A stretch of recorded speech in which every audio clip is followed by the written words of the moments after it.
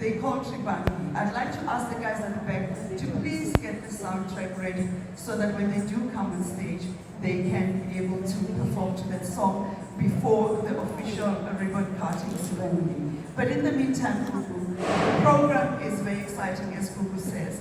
Did we talk about the highlights of the discussions that you're going to be focusing on? Oh, I'm excited. Because we live in a world where we're all about technology, right? Looking at many of you in the room right now, I see you on your phones.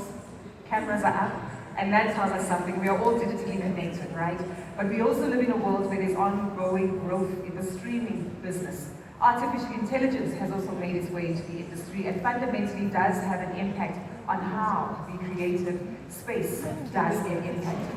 So we'll unpack this in terms of understanding how generative artificial intelligence impacts your creativity. It's one thing to create a masterpiece, but what if I told you technology could replicate it in a different way and take the credit for it? That raises challenges.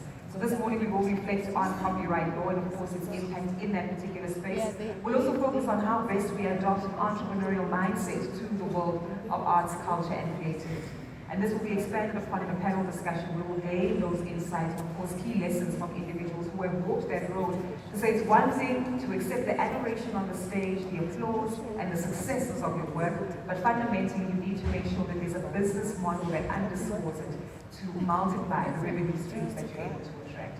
So those are just a few of the highlights, including access to capital. As the MEC has highlighted, a lot of what we need is mobilized by access to resources. The right people, the right networks, the right opportunities, and most importantly, the right money to support the product growth and development as well as service that you'd like to deliver.